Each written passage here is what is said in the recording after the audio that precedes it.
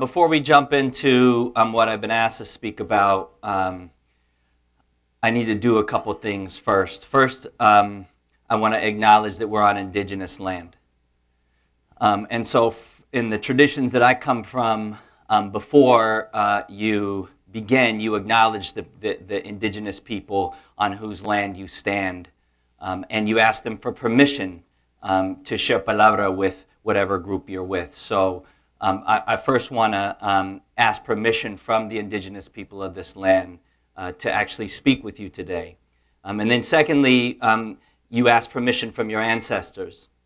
So I ask permission from my ancestors to also share palabra with you.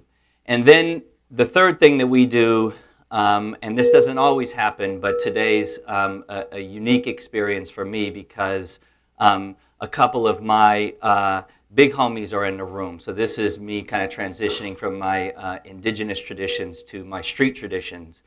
And so I would not be here today for sure, if it was not for Pedro Noguera. And so I want to acknowledge you. Pedro really came into my life when I was 18. And I was a freshman at Cal, UC Berkeley. And he probably doesn't even remember the origins of that relationship because he was taking care of so many of us on that campus. And since then, he's been in many ways a surrogate father for me over the years, both as an intellectual, as a scholar, as a teacher, as a man, and now as a father of two boys. And so I want to acknowledge my big homie for all that you've done for me. And then another big homie, Isabel, who, along with Alma, have done so much for the school that we launched and the path that they've blazed so that, the comment was made that I, am equity unplugged or something like that, right? I'm not, right? And I think that that the truth that I speak is, and the palabra that I share is really me speaking through both my elders and my ancestors, right? So I don't feel like, but in this context, it seems like we're pushing really hard. I don't think I'm pushing hard at all. I understand who I come from. I understand what my people have been through, and so for me, I'm always thinking about how do I push harder, right? When I look in the mirror, right, I see ancestors like Harriet Tubman. Right? And then I think, what's wrong with me? Harriet Tubman was 4'11", was paralyzed in half her body from being beat as a child while enslaved in this country. She was illiterate. She could not read or write. Okay? I'm 5'11". The roster always said I was 6'1". Okay? I'm 5'11". I have my PhD.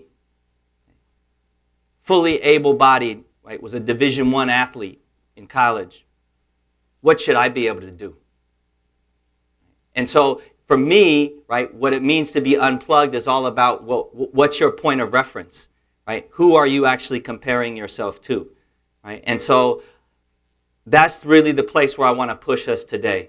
When you look in the mirror and you think about what your responsibility is, I want you to really think about who is it that you're reflecting back when you think about how hard you're pushing for the young people and the families that need us the most to push harder. Clearly, what I'm going to share with you today suggests we are nowhere near pushing as hard as we need to be pushing if we're really committed to building a pluralistic, multiracial democracy in this country.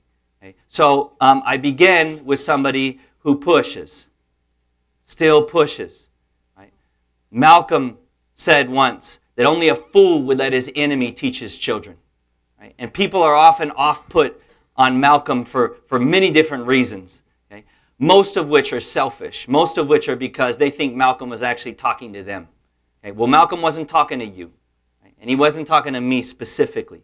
He was talking to the nation. Right? And what he was saying to us was that we would be foolish as a nation if we let the principles that are actually the enemy of a pluralistic, multiracial democracy teach our children. And as a 23-year veteran of the public school system in East Oakland, what I can say is that I've seen us for 2 decades in that city do just that. Right? Make foolish investments. Make foolish strategic initiatives.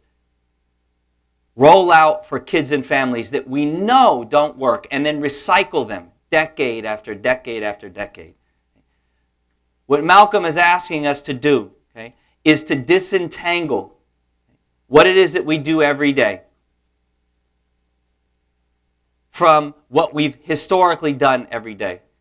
If we're actually going to build a school system that is the friend of a pluralistic, multiracial democracy. Now, for me, this is about uncoupling ourselves from what has been 6 or 7 decades of a pursuit of an equal education system, really post-Brown. Pre-Brown, we didn't even play that game, right? Pre-Brown, we just said it don't need to be equal. Well, according to Plessy versus Ferguson, right, separate was equal, right? And then Brown versus Board of Education says, actually, no, it's not. Separate is inherently unequal. So then we have spent the last 7 decades resegregating. Okay? Even though the highest court in the land says that's illegal, right? What the data says is that city schools are more racially segregated now than they were before Brown. So the highest court of the land has said that's illegal, and yet 6.5, 7 decades later, we've actually gone backwards. Okay? And Gary Orfield has done some really powerful research. You can look at sort of what the national data, y'all are data-driven, right? Cool. I think it's fantastic that we're data-driven. Problem is we're looking at all the wrong data. Y'all got here today, many of you, by putting some data into a phone that gave you direct. What would have happened if you put the wrong address in? So it's not just about being data-driven. It's about actually interrogating, are you looking at the right data to push you toward the places where you want to go? Okay? And most schools and school districts that I'm working with around the country aren't. They're looking at a lot of the wrong data. Okay? And so that's why they end up right in the wrong direction on their map. And I think part of the shift that we've got to make as a nation, okay, is rethinking this pursuit of an equal education system, which, by the way, how have we been doing on that? Right? And part of the reason is because what equality in this nation means, what an equal education in this nation means, is that everybody gets to act like they're middle class, white, male, heterosexual, English speaking. And to the degree that you do that, to the degree that you model that cultural paradigm, right, those ways and modes of being, those ways and modes of speaking, you do all right. But to the degree that you don't, right, all those boxes that you can't check off, you're decentered, and you're redecentered, and you're redecentered. And that's who sits on the margins. The kids that don't fit that mold. That's what equal education has meant in this country. And that's what we have to start unpacking. Because that, by definition, is the enemy of a pluralistic, multiracial democracy. So let's shift the conversation towards what it means to develop an equitable education. Now the problem is I'm working with districts all over the country, and one of the first things they do is they hand me their strategic plan. This is the direction we're going, Jeff. Can you give us some thought partnership on it? I'm like, oh yeah, cool, all right, cool. Yeah, let me see your strategic plan. Right? And I can't tell you how many times. Hey, first of all, I'm an English teacher, okay? And so, words, I love words, okay? And I just have this like pet peeve about when people use words like equality or equity or freedom or enemy and they don't actually know what it means. Okay? And what I see in plans all over the country is literally they use these words interchangeably. We've conflated these two, equality. Now equity's all the rage, right? But it's really, right, a lot of the same strategies they were pursuing around creating an equal education system. So I want to unpack these for us, right, as a way to kind of frame some of the conversation we're going to have today. And fortunately for you, okay, not so fortunately for me, okay, I have a live experiment in my home every day around this debate. Because I have twin boys that are a little over 3, okay?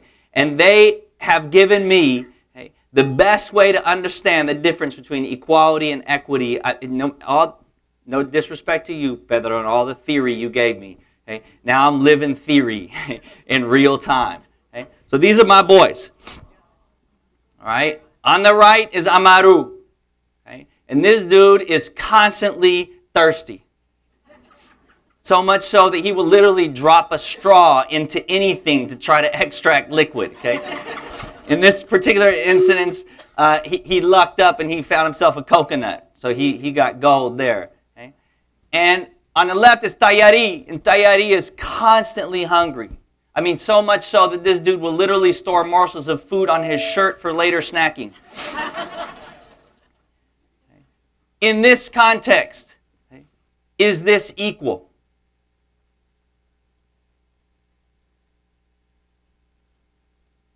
Okay, so several of you immediately were like, no, that's not equal. Okay, so you're backing out. Okay, by the way, you can't do that on state testing.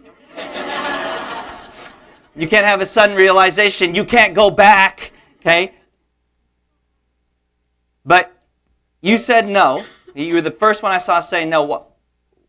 Why you say it's no? Oh no, you can't do that.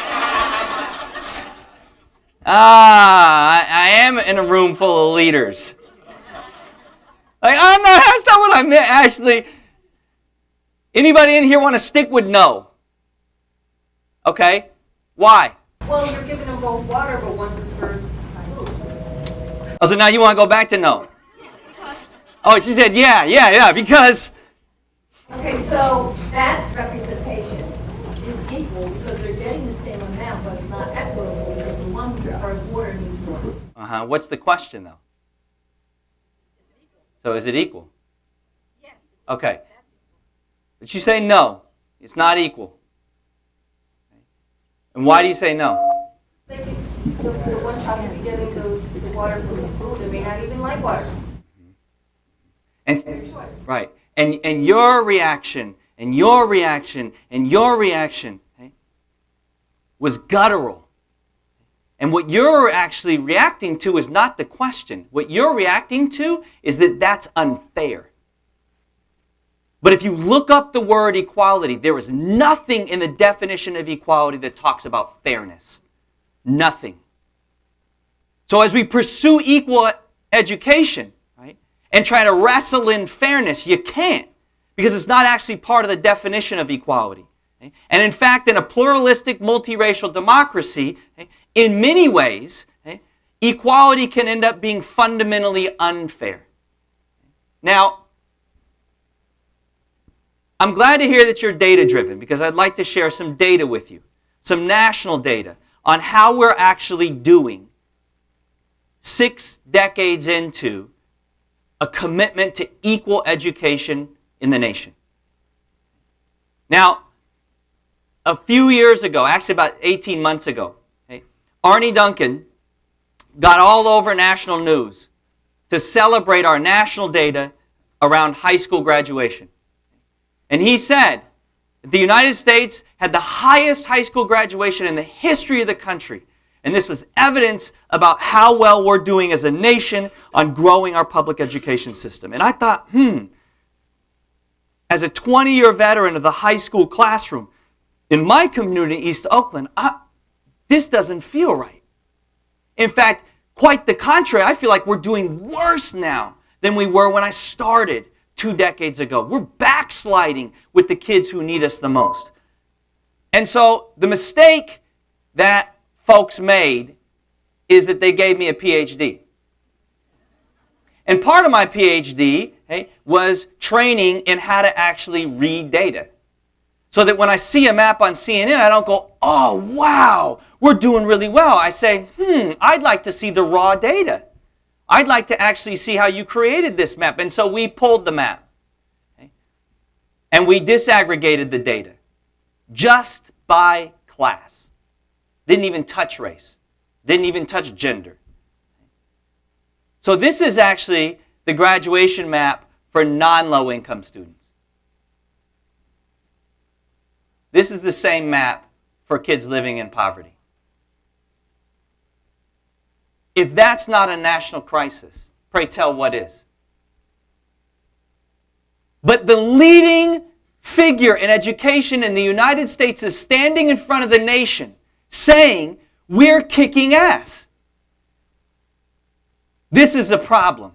One of the first things that they did in South Africa, brother just came up to me and said he just got back from South Africa and how influential it was.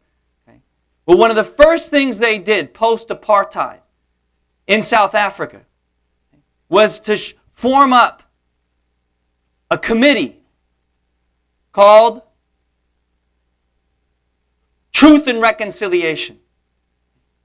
What is missing from our public education discourse is truth and reconciliation. Tell the damn truth about how we're doing.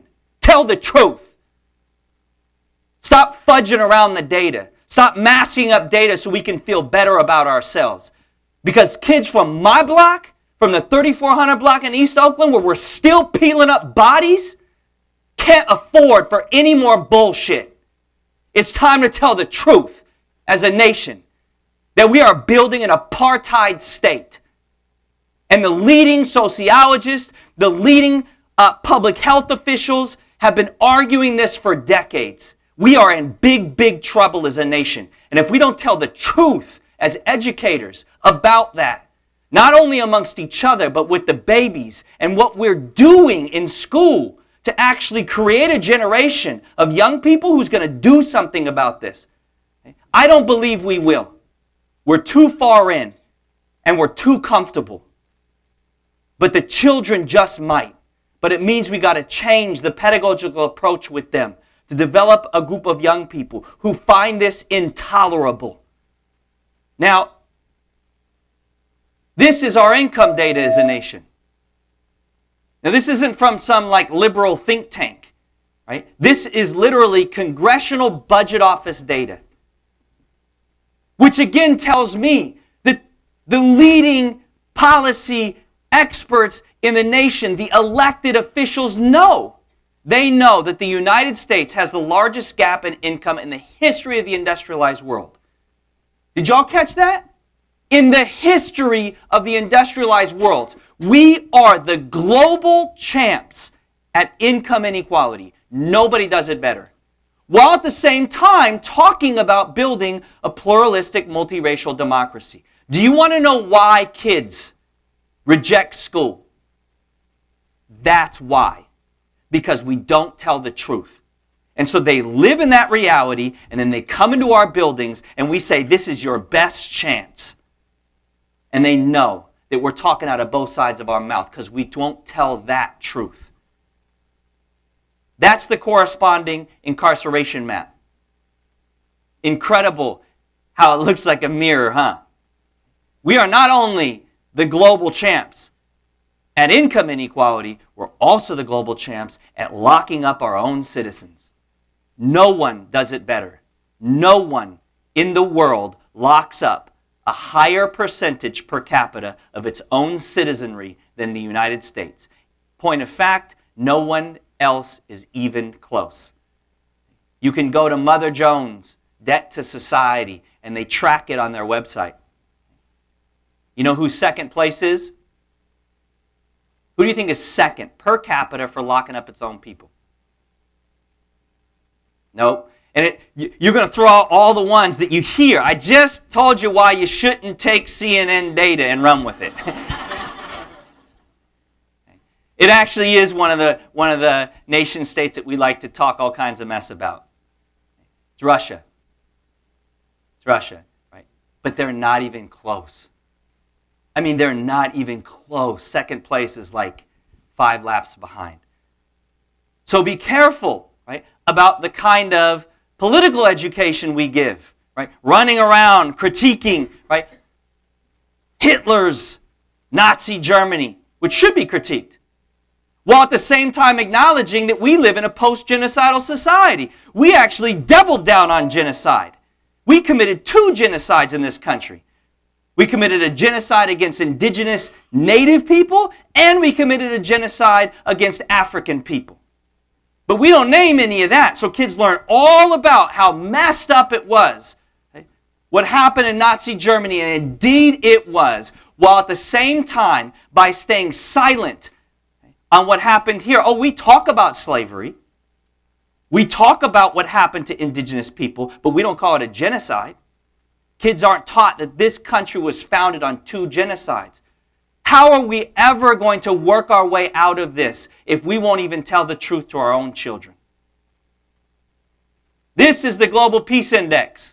And like any index, right, like any of this data, it deserves deeper analysis and critique, right? It's telling one story. Okay? And it's so, I do this talk all over the country, and every time I do it, the same thing happens that just happened in this room, which is I throw that up, and everybody stops looking at me, and they start looking at this. And I know you're not looking at the index. I mean, you're not looking at the map. You're looking at the index. Because the United States is obsessed with rankings. You're like, we're not there. But Slovenia is. We're 94th. What is the point of having a national public education system where every single child goes, the most democratic institution in the nation, contacts everybody for 13 years, 8 hours a day, minimum, and we're 94th in the world in global peace? This is a massive indictment of our public education system. The fundamental absence of peace in the lives of children and families all over, right? Not just in my neighborhood. Clearly, right? This is a national epidemic. In 1854 in London, there was a massive outbreak of cholera. Epidemic levels. So much so that there was literally talk of the city's collapse. And so as a last-ditch effort, the leading elected officials in the city gathered the top medical officials, and they sequestered them in a room. And they said, you guys are not coming out of here until you have a plan for what we're going to do. And so they battled it out in this room over how they were going to proceed. And one of these doctors stands up and he says, this is absurd. I did not sign up to respond in this way. And they said, well, what do you mean? He says, every single conversation we're having concedes to cholera. The beginning point has been, we are going to have cholera and we got to figure out what to do with it. And he said, I didn't sign up to be a medical practitioner, to accept sickness. I signed up to prevent it. Now I understand sometimes people are going to get sick and then we've got to support. Right? But the conversation we need to have is how we're going to eradicate cholera, not how we're going to quarantine it and live with it. And they said, well, you're not being pragmatic. We need to deal with the reality of the situation. And he said, well, if that's what it means to be amongst this medical official's company, then I'm not interested in being part of this group. And so they showed him the door. That doctor's name was John Snow. No, not that John Snow. That John Snow. And so John Snow left the meeting and he became an ethnographer of London. And he started interviewing people. He started collecting data. And John Snow talked to as many people as he could that did not have cholera. And then he talked to as many people as he could that did have cholera. And what he found is a researcher's dream. He found causal. He found a perfect binary in the data between who had cholera and who didn't. What John Snow found was that every single person that had cholera drank from that water fountain. And every single person that didn't. And so John Snow got a saw and he cut off the handle. And cholera stopped. Cut off the handle. Stop drinking from the poison well of an equal education system, which has produced fundamental inequality and inequity in this nation. We don't need to make a soft pivot. We need to make a hard pivot. We need to model the courage of a Jon Snow to walk out of the room and say, I'm not supporting this anymore. We're going a different direction. We need to model the courage of a Harriet Tubman who leaves perhaps the worst human conditions, is out. She's out. And what does she do? Goes back. That's what it means to lead for equity, is to go back in to the really, really, really hard places and conversations and do what's right for the people that need us the most. So I challenge you to think about, how is the work that you're doing creating an equity paradigm? Because in an equity paradigm, if you're hungry, you get food. If you're thirsty, you get water. If you're hella thirsty, you get hella water. Okay. Equity means that you get what you need when you need it. I've seen a lot of districts get the first half of that right. You get what you need, being more responsive to kids. But the timing is key, particularly for the most vulnerable youth. There has to be a greater sense of urgency and expediency for the kids who need it the most. Not the kids whose parents are standing in front of you advocating with their legal degree. Okay? I know you got to serve them too. Okay? But I'm talking about the kid who never has a parent show up. How much expediency and urgency is there for that kid? Okay? And just so you know, this is research-based. There is nothing that you currently use in your schools. No diss to ARC, but there is nothing that ARC uses that has the research base that Maslow has. Study after study after study since 1943, across fields, public health, social epidemiology, neuroscience, the medical field, child development, psychology, have all reified Maslow's study time and again, across age, across region, across. Maslow was right. So start with Maslow. If you come to our lab school in East Oakland, right, and you read the proposal that we submitted, so we are the lab school for the district. Okay? That's the base of our pedagogical approach. Every kid you struggle with, go back to Maslow. And in case that's not enough, here's some additional light reading. Be clear about the relationship and the decisions you make and how they're connected structurally to kids literally being pipelined into that prison industrial map. A decision to write a kid up for suspension. A decision to write a kid for referral. Okay? The data is clear about how that early contact with punishment leads to much deeper and more troubling contacts with the legal system. So I'll end with a clip from my own classroom and a story from one of the students that I've taught now for 8 years. And this is our second year with her.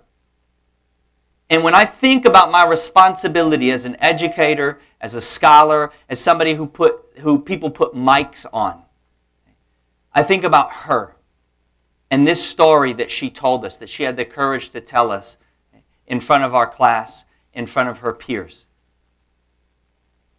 When you think about what your responsibility is in this work, be clear about who you're really responsible to. I'm not responsible to the superintendent of Oakland. I'm not responsible to the mayor of Oakland. I'm responsible to my ancestors. And I'm responsible to the young people in my community that need us the most to make hard and challenging pivots in the work that we do. And so she is one of my important reminders when I think about doing this work, not only in my community, but in communities all over the country, as we think about how to partner with you all and others. My poem is called More Skies and Birthdays. If I had a gun pointed to my head and my life flashed before my eyes, I would see the times I would smoke with my cousins, drinking, smacking, doing powder till I knew I was too gone, cheating on my boyfriend with my ex because he would tell me he still loved me, lying to the people I love, hurting the people that care about me the most. And then I would see the reason why. I would see a little girl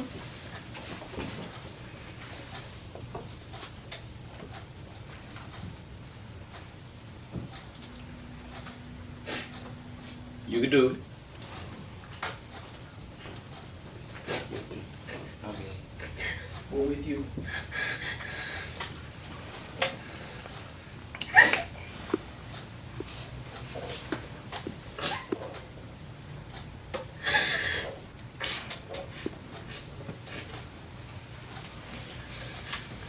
I would see a little girl getting raped at the age of 4 years old. She didn't know what to do or who to talk to. She was so afraid that she would cry and not tell anybody. She stayed silent. I would see 4 years passing by, rape after rape after rape.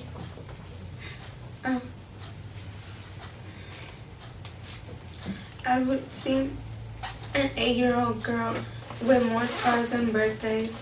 I would see a 13-year-old girl getting raped by her first real boyfriend. I would see a girl who didn't know how to love herself. I would see me. And if I had a gun pointed to my head and I had minutes left to live, I would tell that little girl it's okay to tell your mom. It's safe to cry. Go through your pain so you can heal. Drugs will not heal your pain, will not block it out. Love yourself. One day, trust somebody, love somebody. Let yourself be loved. If I had a gun pointed at my head, I would cry and tell 15-year-old me, I love you, don't regret your mistakes. Because I've learned that my mistakes are the lesson I needed to learn so I could create a better future.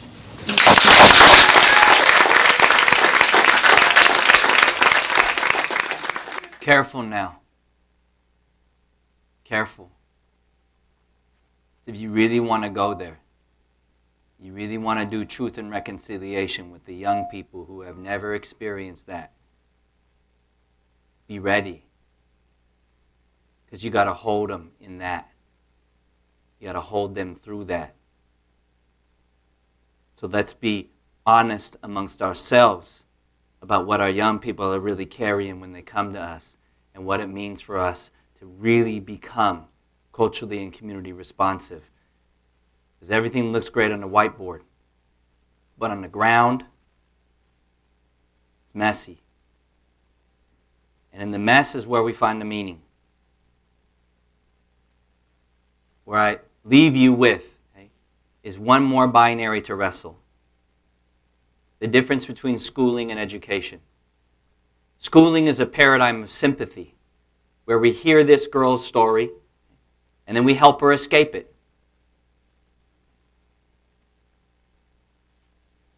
Shift towards a paradigm of education. Education is a paradigm of empathy, where her suffering is our suffering. And it's not about escaping your suffering. It's about healing the woundedness and then becoming a healer of other wounds. The point of education is not to escape poverty. The point of education is to end it. And that's the difference between the schooling paradigm and the education paradigm. So I began with an acknowledgement of our indigenous ancestors, and I end with an acknowledgement of our indigenous ancestors' teaching. So I'll end with a story that the Cherokee tell all their children. And it's a story about a little boy who's playing in the yard. And he comes running in the house. He says, "Abuelita, I feel like there's a war going on inside my head." And she says, "There is, mijo." He says, "Well, who's fighting, Abuelita?" And she says, "The two wolves." And he says, "Well, who are the two wolves, Abuelita?"